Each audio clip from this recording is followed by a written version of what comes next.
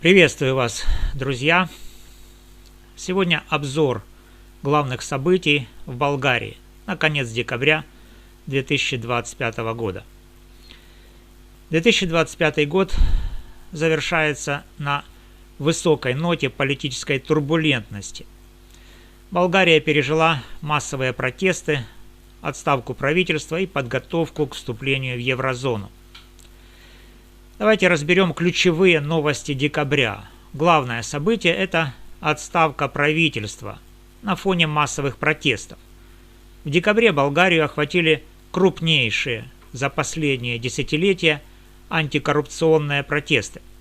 Все началось с недовольства проектом бюджета на 2026 год, который предусматривал повышение налогов и социальных взносов. Протестующие обвиняли власти в коррупции и игнорировании нужд граждан. 10 декабря в Софии собрались десятки тысяч человек. Одно из самых массовых выступлений со времен падения социализма. Кульминация наступила 11 декабря. Премьер-министр Росен Желязков объявил об отставке кабинета. Это произошло накануне голосования по вотуму недоверия. Протесты возглавили проевропейские партии, а активное участие приняло поколение Z, молодежь, которая устала от политической нестабильности и коррупции. Посмотрим фрагмент репортажа Deutsche Welle о протестах и отставке. Масштабные протесты в Болгарии переросли в беспорядки и столкновения с полицией. Протестные акции начались еще 26 ноября и достигли пика 1 декабря. Мэр Софии заявил, что демонстрация в столице была самой большой за последние 10 лет. По оценкам, в ней участвовали около 50 тысяч человек. Поводом для протестов стал проект бюджета на 2026 год. Я считаю, что это люди, которые не заслуживают называться депутатами. Лично для меня они пересекли много красных линий. Во-первых, с бюджетом, во-вторых, с решениями, за которые они голосуют каждый день в парламенте, и с тем, как они попирают законы и считают себя безнаказанными. Протестующие добились своей цели. Проект бюджета отозван. В нем предлагалось резко повысить зарплаты силовиков, полиции и судей, а также социальные взносы для частного бизнеса и налоги на дивиденды. Подготовка к еврозоне на фоне кризиса. Несмотря на политический хаос, Болгария готовится к историческому шагу с 1 января 2026 года. Страна вводит евро как официальную валюту. Это решение ЕС подтвердил еще летом, но протесты усилили опасения по поводу роста цен и инфляции. Парламент отклонил предложение президента Румена Радева о референдуме по евро. В итоге страна войдет в еврозону с продленным бюджетом 2025 года. Видео о причинах краха правительства в контексте евро перед вами. Премьер-министр Болгарии Росен Желязков официально объявил об отставке своего кабинета. Решение принято на фоне многонедельных массовых протестов и предстоящего голосования по вотуму недоверия в парламенте. С конца ноября по всей стране проходят акции против налоговой политики и роста социальных взносов. Тысячи граждан вышли на улицы Софии, Варны, Бургаса и других городов, требуя смены власти и усиления борьбы с коррупцией. Накануне протестующие в Софии проецировали на здание парламента лозунги «Отставка и мафия вон». Желязков подчеркнул, что решение об уходе – ответ на голос народа, который нельзя игнорировать. По его словам, правительство обеспечило макроэкономическую стабильность и рост доходов, но утратило доверие граждан. Кабинет Желязкова был сформирован в начале этого года, однако сейчас столкнулся с кризисом доверия. Оппозиция, включая коалицию «Продолжаем перемены. Демократическая Болгария», инициировала вотум недоверия, обвиняя власти в неспособности проводить реформы и обеспечивать прозрачность. Другие новости декабря. Украинские беженцы в Болгарии в декабре 2025 года продолжили пребывание в своих домах. Поддержка украинских беженцев со стороны Болгарии столкнулась с вызовами по продлению временной защиты. Согласно данным, около 300 тысяч украинцев находят убежище в стране с начала войны, и многие остаются, интегрируясь в общество. Однако в конце года власти объявили о планах на 2026 год. Украинцы смогут подать на ВНЖ, но бесплатное жилье для части беженцев будет прекращено. Это вызвало дискуссии о дальнейшем размещении украинцев и помощи. Видео о жизни украинских беженцев в Болгарии и планах на 2026 год перед вами.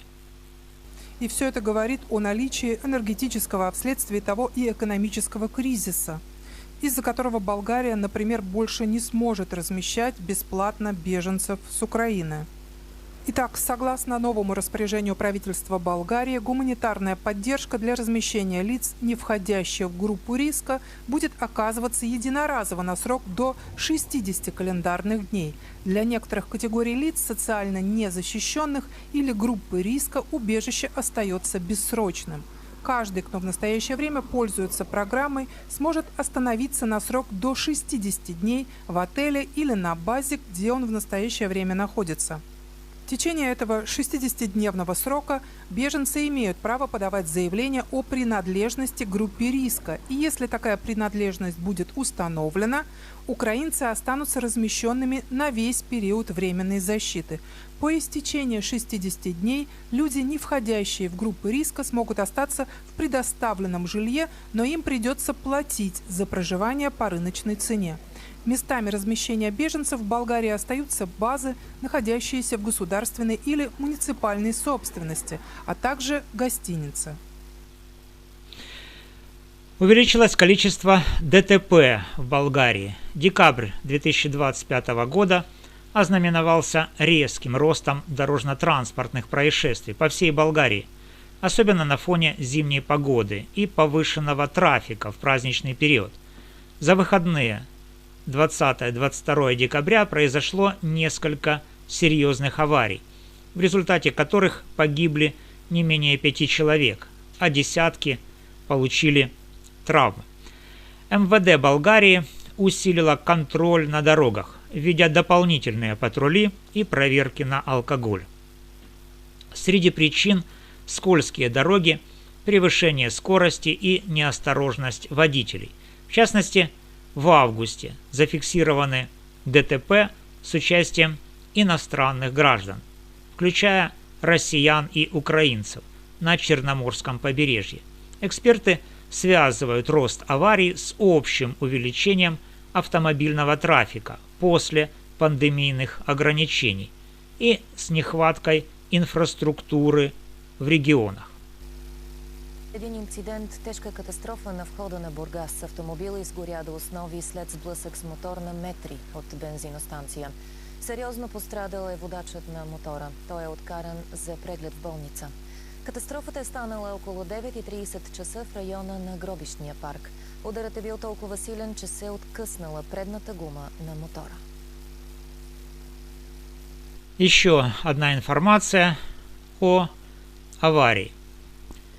И здесь видны пострадавшие автомобили, в том числе в которых находились и граждане Украины. Теперь об экологии и безопасности. Декабрь принес несколько экологических вызовов. В Софии зафиксированы пиковые уровни загрязнения воздуха, вызванные отопительным сезоном, промышленными выбросами и автомобильным трафиком.